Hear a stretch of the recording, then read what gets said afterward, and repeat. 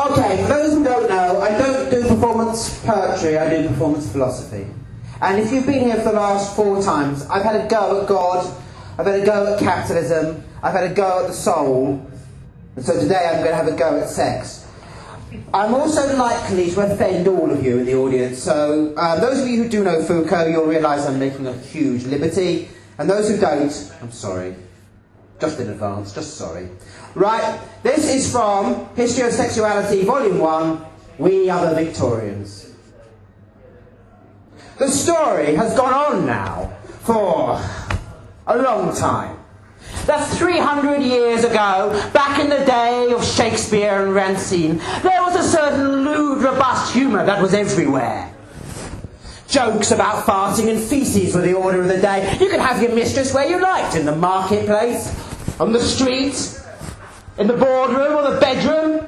And then the slow, creeping, insidious nature of bourgeois society swept this sex up the staircase they had built into the bedroom and encased it in lace and anxiety. Sex became something nobody mentioned, not even the married couples. It was that thing that happened. That thing that was the concern only of doctors.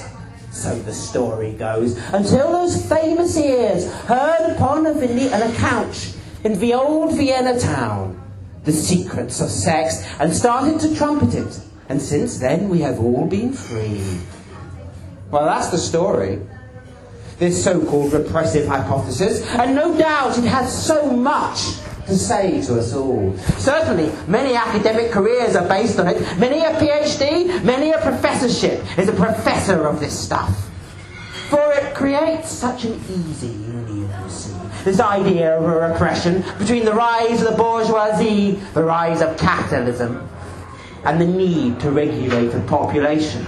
Surely, this must be true. But you know, I always find myself doubting any theory that is easier to speak than it is to hear. And here, in the name of sex, you have an instant rebellion. All you need to do is to talk filthy and you are a rebel.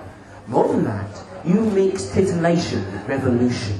It sounds so beautiful in the lips of a film star or a rock star. But what does it change?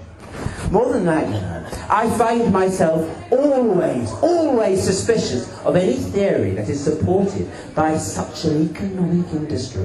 There is an industry in freeing us from repression. We lie on a couch and they take us money as we whisper half-truths. Maybe it's true. And even worse than that, I, for one, am suspicious of any one-size-fits-all philosophy. Anything that says, come, confess it all and be free.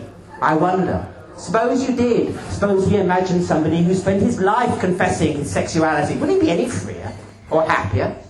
Would it tell him everything? Would that be all he was? Maybe. But I would ask 3 things of this theory.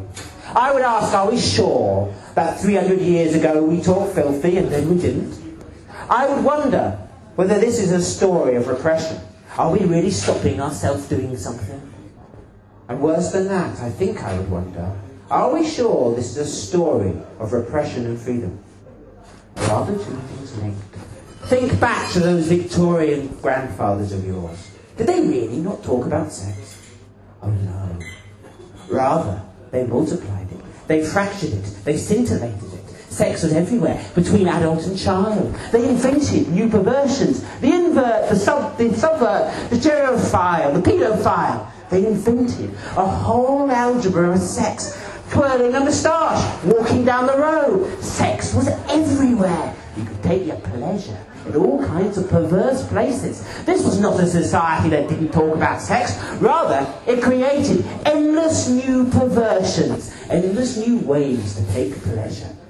It is an old story that in the West, we did not create an erotic art of our own. We didn't need to. We scintillated sex into 1,000 echoing perversions, and echoes of perversions, and looked on them for truth. And since Freud, what have we done? We have confused. All we have done is we've taken that science of perverse, and now we let it speak its name. We trumpet it all aloud. You know what we have done? We've confused ontology with onanism. We take pleasure in our being and pleasure ourselves in the meantime. Well, I for one think it's time to open up this prison that we call our souls and see what's imprisoned inside.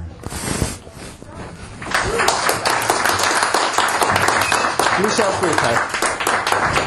Wow. Thank you.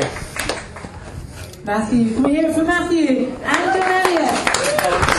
And John Honeybone.